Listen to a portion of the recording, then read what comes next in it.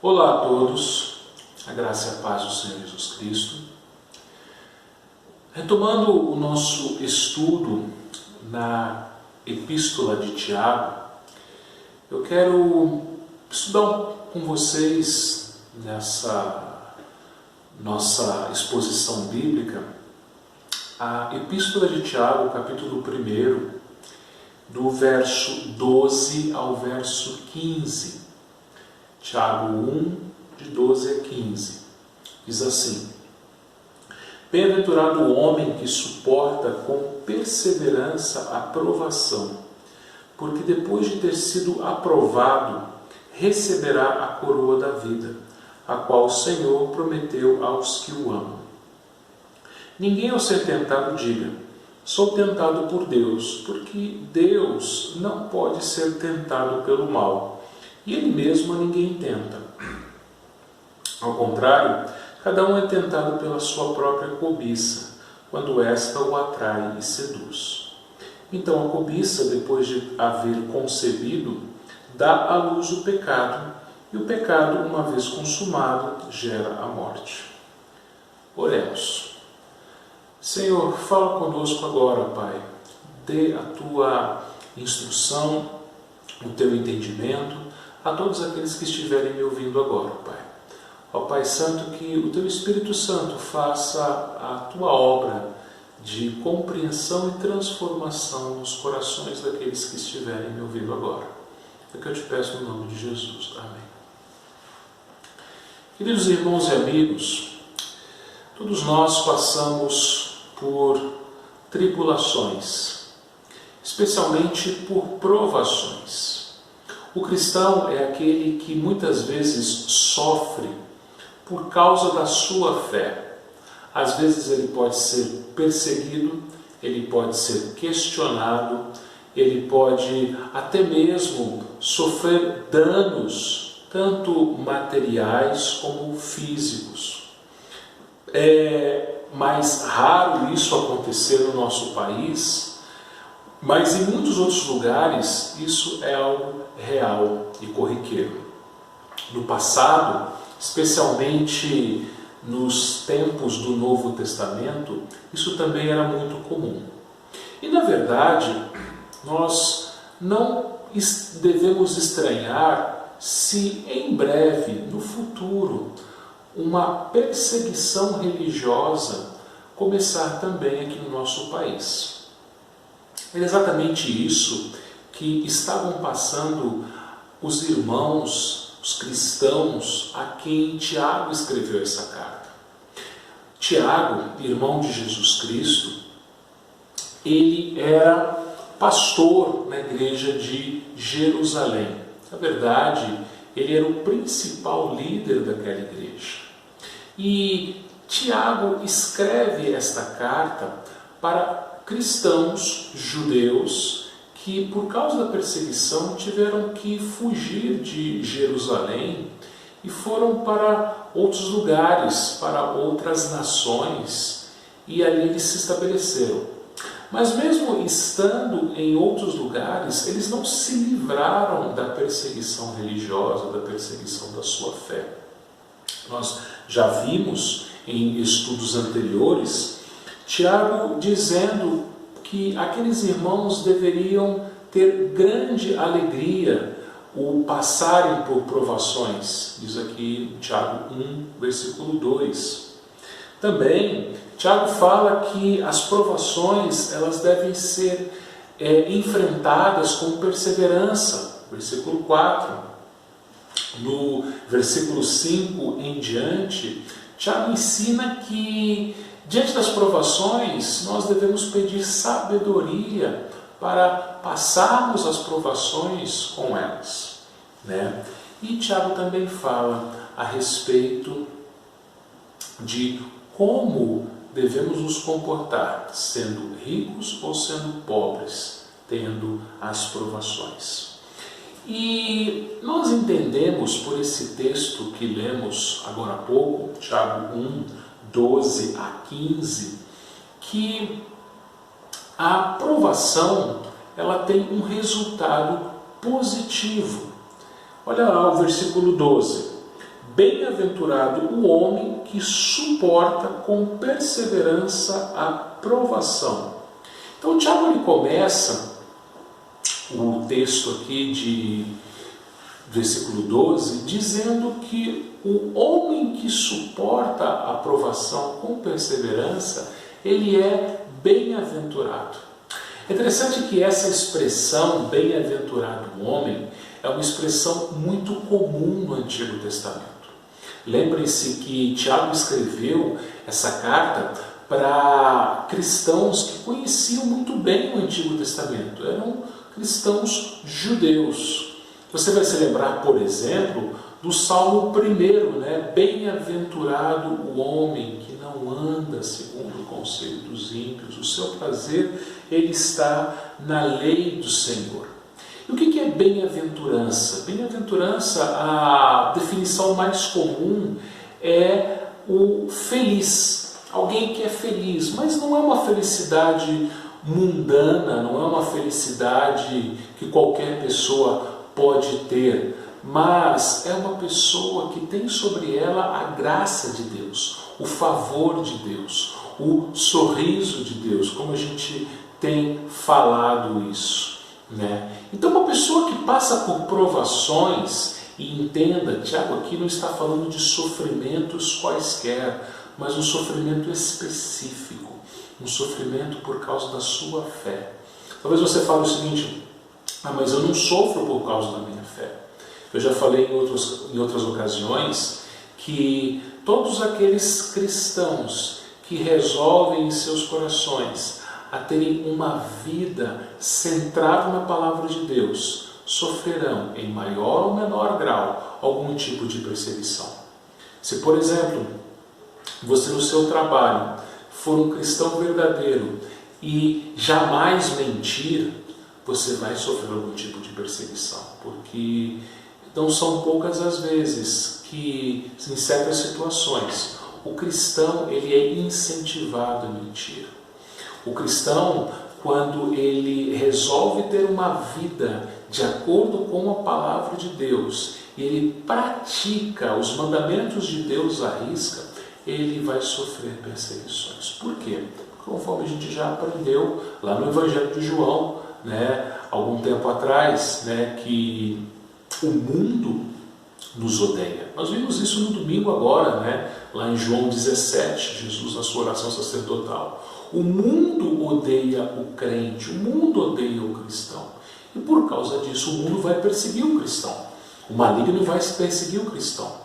Mas perceba o seguinte: o cristão que passa pela prova, né, a prova da sua fé, ele é uma pessoa feliz, ele é uma pessoa bem-aventurada. Bem-aventurada. E por que isso? Por que Tiago fala a respeito dessa bem-aventurança para o cristão? Diz aqui que bem-aventurado o homem que suporta com perseverança a provação. Lá no versículo 2 até o 4, Tiago já tinha falado exatamente isso, né? Que os irmãos que passavam por aquela prova de perseguição, aqueles irmãos judeus, cristãos judeus a quem ele escreveu, eles deveriam ter toda a alegria, passarem por várias provações. Vamos nos lembrar que aqueles irmãos, muitos deles, eles eram serviam de chacota para outras pessoas, serviam de gozações para outras pessoas. Muitos deles perdiam seus empregos, alguns perdiam seus bens, perdiam suas casas, outros eram impedidos de comprarem no comércio pelo fato de serem cristãos, outros chegavam a ser presos e mais alguns outros chegavam mesmo a ser mortos por causa da sua fé. Então, veja, você no seu trabalho, na sua escola, se você se comportar como um cristão de verdade, se você viver como um crente verdadeiro, você sim será perseguido. Muitas pessoas que antes diziam ser suas amigas e seus amigos vão te abandonar, vão caçoar de você, vão tirar sarro de você. Mas Tiago aqui nos ensina que isso deve ser motivo de alegria, de bem-aventurança. Deus se agrada disso. Mas como Deus pode ser assim tão cruel conosco, né? Essa é a impressão que pode nos parecer, né? Deus, ele se agradar do nosso sofrimento por causa da nossa fé, a provação, e devendo ser com perseverança, ou seja, o cristão, ao passar pela provação, ele não deve esmorecer, ele não deve desanimar, ele não deve desistir, mas ele deve continuar dia após dia, passando no seu trabalho, na sua escola, no seu meio familiar, na sua vizinhança, passando por aquela provação, passando por aquela perseguição, ele deve manter-se perseverante, né? Sabendo aqui, né, Tiago fala no versículo 3 que a provação da vossa fé, uma vez confirmada, produz perseverança. Ora, a perseverança deve ter ação completa para que sejais perfeitos e íntegros e nada deficientes. Versículo 4. Você deve se lembrar que em outro estudo, o estudo desse texto aqui, versículo 2 ao versículo 4, eu disse que essa palavra perfeitos aqui na nossa língua portuguesa, ela no original grego significa maduro. Então, Deus, ele permite as provações na nossa vida para nos amadurecer. Em última instância, Deus então envia provações nas nossas vidas para que assim a gente persista, persevere e finalmente amadureça. Isso é motivo de alegria, isso é motivo de bem-aventurança. Motivo também, voltando aqui para o versículo 12, que depois de ter sido aprovado, receberá a coroa da vida, a qual o Senhor prometeu àqueles que o amam. Então Deus aqui promete a coroa da vida àqueles que são provados e aprovados. Coroa da vida aqui, os estudiosos eles divergem. O que seria a coroa da vida, né? Alguns vão dizer que seria a salvação propriamente dita. Outros vão dizer que seria algum tipo de galardão, algum tipo de prêmio que receberíamos nos céus. Vamos entender algumas coisas aqui. Todo aquele que persevera na provação é um cristão verdadeiro. Então veja, Tiago aqui não está nos ensinando que para sermos salvos devemos suportar as provações com perseverança e pelo nosso próprio esforço alcançaremos assim a salvação. Não, Tiago não está ensinando isso aqui. Mas Tiago está ensinando o seguinte, que o cristão verdadeiro, o cristão que foi salvo por Jesus Cristo, Deus efetua nele tanto o querer como o realizar, como Paulo havia ensinado ali. E ele suportará sim com perseverança. E Deus vai aprová-lo. E Deus vai dar a ele a coroa da vida. Veja, diz aqui, receberá a coroa da vida. E não conquistará. A salvação, meus irmãos, não é algo que nós conquistamos por esforços próprios. A gente não vai poder chegar diante de Deus quando estivermos na presença dele e falar: Senhor, passei por diversas provações na vida e eu fui aprovado em todas elas e agora eu mereço receber a coroa da vida, seja ela a salvação propriamente dita ou seja ela um galardão. Não. Deus, ele nos concede, nós recebemos das mãos dele.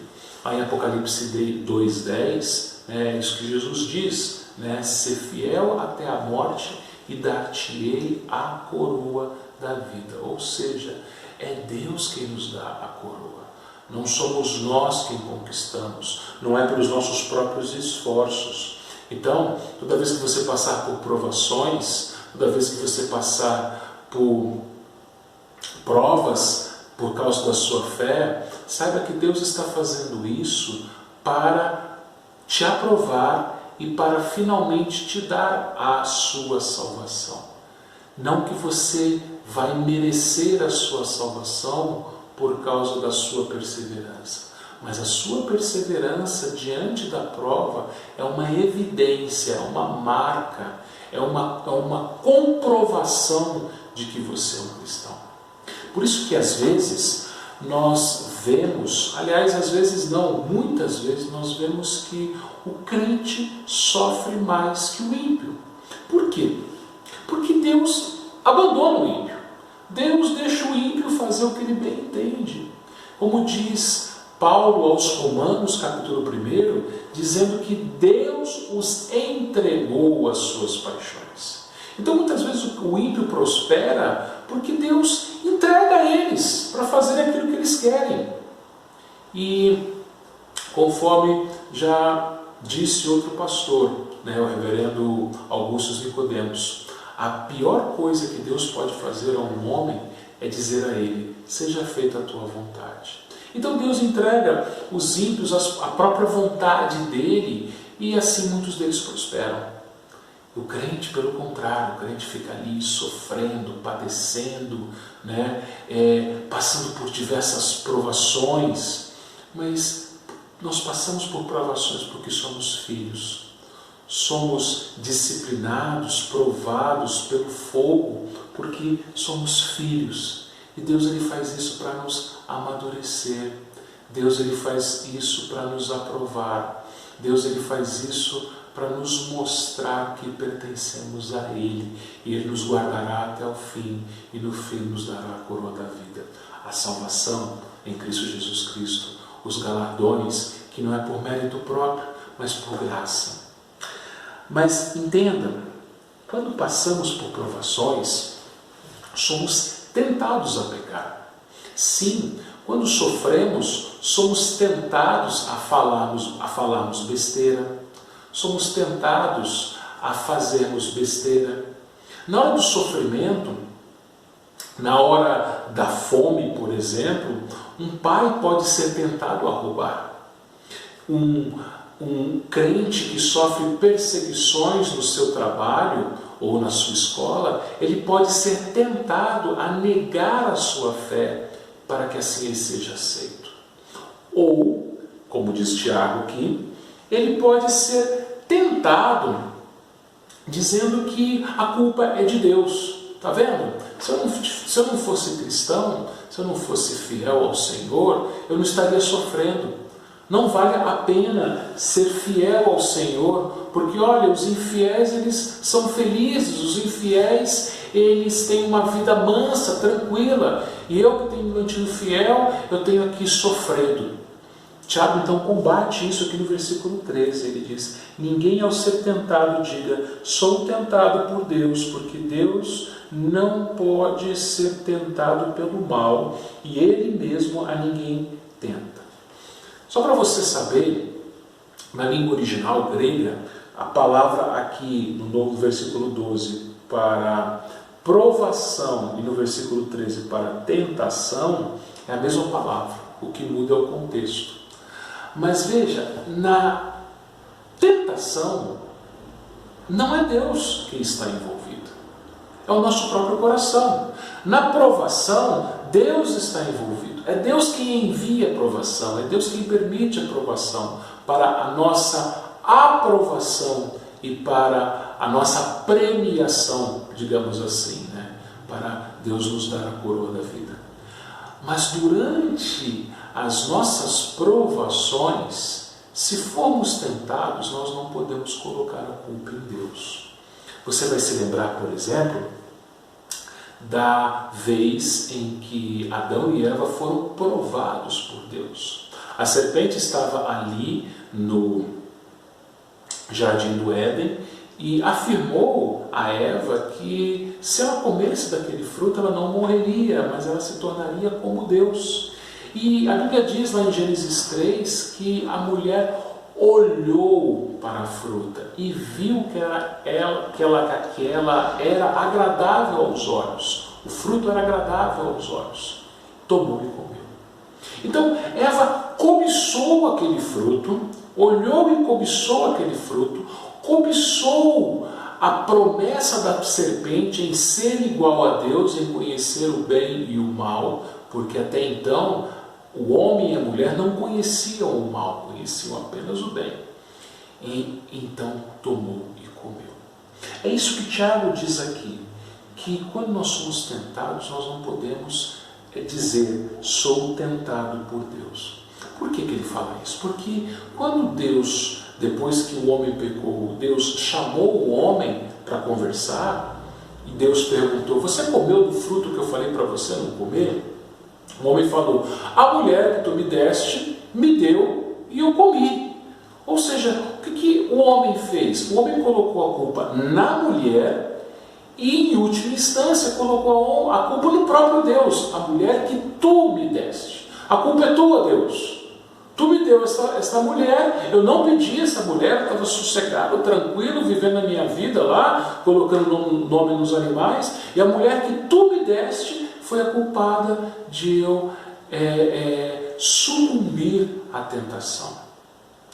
Quando somos tentados, nós não podemos dizer que Deus está nos tentando, que Deus está nos colocando em situações de tentações. Pelo contrário, diz Tiago aqui, Deus não pode ser tentado pelo mal e Ele mesmo ninguém tenta. Deus não nos tenta. Deus, Ele não se envolve com o mal. O mal está presente no nosso mundo através do nosso próprio coração e através de Satanás. Nós somos tentados, meus irmãos, da maneira externa e da maneira interna. Da maneira externa, que Tiago aqui não menciona, a maneira externa é o próprio diabo. O próprio diabo que ele anda como um leão, diz Pedro, o apóstolo Pedro, anda como um leão procurando alguém para tragar. A maneira externa é como o diabo fez com o próprio Cristo, tentando a Cristo. Mas Cristo não foi tentado internamente, somente externamente. O que é tentação interna? É o nosso próprio coração.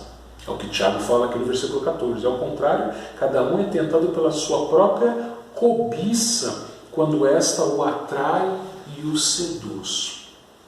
Então, Satanás ele pode nos tentar, mas o nosso coração também nos tenta. O que Jeremias escreveu? Enganoso é o coração, mais do que todas as coisas, e desesperadamente corrupto, quem o conhecerá? Por isso que nós não podemos seguir o nosso coração. Você talvez já deva ter visto em algum filme ou em alguma novela um personagem dizer, siga o seu coração. Só que a pior coisa que você pode fazer é seguir o seu coração, porque o seu coração te engana. Quantos de nós já seguimos os nossos corações com relação a relacionamentos? Às vezes uma pessoa ela se envolve com outra, ou ela cria uma amizade com outra pensando que aquilo é bom, só que na verdade não é bom. Achando que aquilo vai dar certo, mas na verdade aquilo não vai dar certo. Às vezes o nosso coração é tentado a comprar alguma coisa e quando a gente vê, a gente fez uma compra errada e a gente se arrepende. Às vezes o nosso coração é tentado a ir a algum lugar, a fazer algum lugar e a gente vê que aquela foi uma decisão errada. Então, meus irmãos e amigos, cada um é tentado pela sua própria cobiça. Nós olhamos e nós cobiçamos, nós desejamos, é o que Tiago escreve aqui, Cada um é tentado pela própria cobiça. Nós somos tentados e quando somos tentados é semelhante a uma isca que está ali pronta para que a gente abocanhe aquela isca. É isso que Tiago fala no final do versículo 14. Quando a cobiça, o atrai e seduz. Na língua original grega aqui, essa palavra aqui, atrair, significa isso, é uma isca. Se você já pescou, se você gosta de pescar, ou mesmo que você que nunca tenha pescado, você sabe disso. Quando se lança a isca, o peixe olha inocentemente e ele morde a isca, mas no instante seguinte ele já estará fora d'água se debatendo e logo em seguida vai morrer. Só que os peixes, quando mordem as iscas, eles fazem por inocência, eles pensam que é uma comida que está ali na água. Agora, nós não somos inocentes. Nós não somos inocentes. Nós somos pecadores e o salário do pecado é a morte. Tudo aquilo que nós plantamos, nós colhemos. E se nós plantarmos a queda, a nossa tentação, nós vamos pecar. É o que diz aqui no versículo 15. Então a cobiça, depois de haver concebido, dá à luz o pecado. Quer dizer, quando a cobiça é concretizada, você deseja alguma coisa que não vai te fazer bem, alguma coisa que vai desagradar a Deus, você finalmente vai cair em pecado. Foi o que aconteceu com Eva. Eva olhou para o fruto, cobiçou aquele fruto, ela viu que era desejável aos olhos e finalmente então ela pecou. Quantas coisas você desejou que não te pertence ou que não te fariam bem e você então caiu em tentação?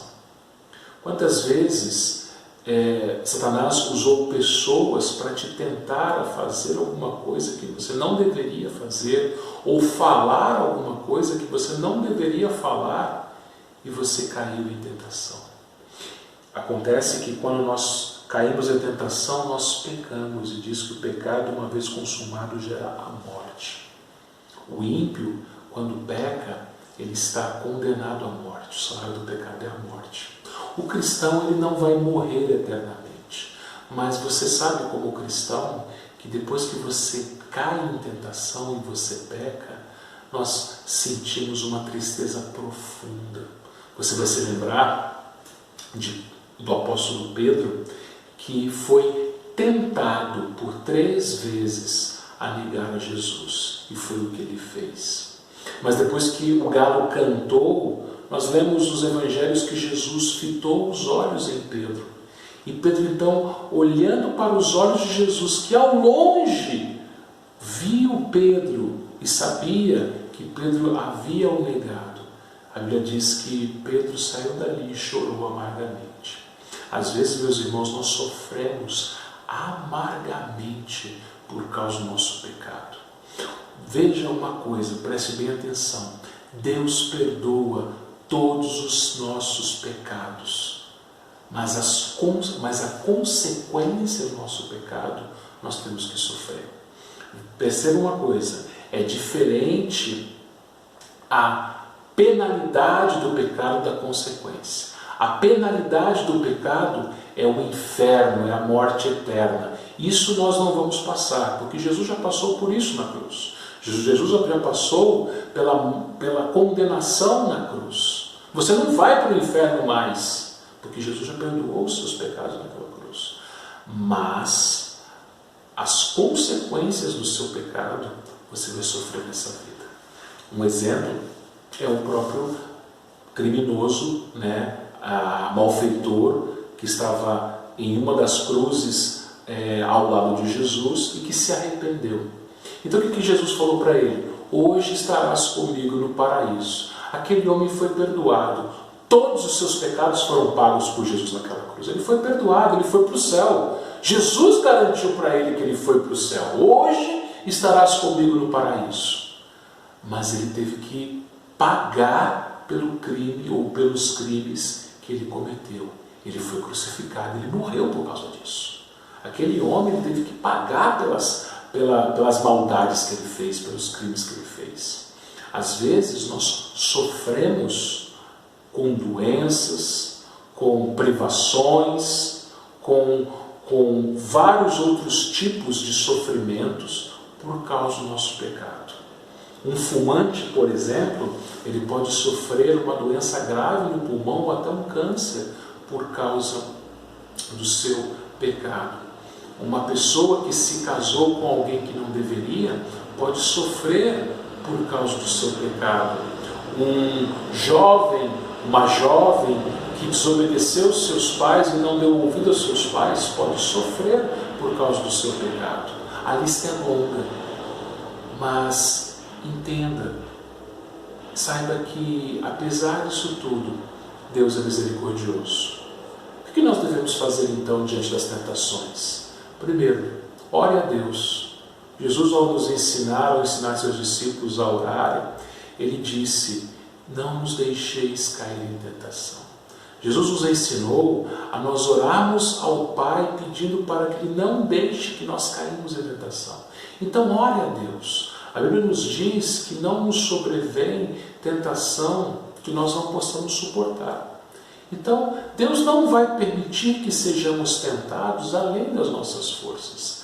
Peça a Deus, ore a Deus, clame a Deus por socorro, peça para que Ele te livre da tentação, que Ele não te deixe cair em tentação. Outra coisa, caso você caia em tentação, clame a Ele pelo perdão.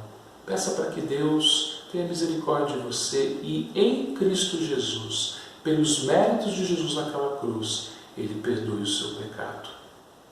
Além disso, caso você já tenha pecado, tenha caído em tentação e já tenha orado confessando o seu pecado e você já estiver sofrendo alguma consequência pelo seu pecado, peça também pela misericórdia de Deus para que te ajude a suportar por esse sofrimento. E seja grato porque os seus pecados foram pagos. Seja grato porque, apesar dos seus pecados, Deus nunca vai te abandonar.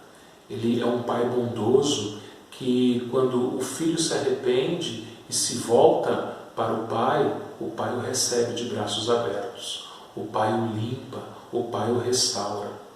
Então, confesse a Deus o seu pecado, peça perdão.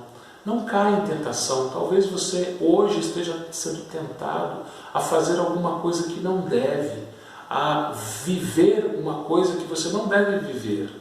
Clame a Deus para que Deus te livre disso. E seja grato.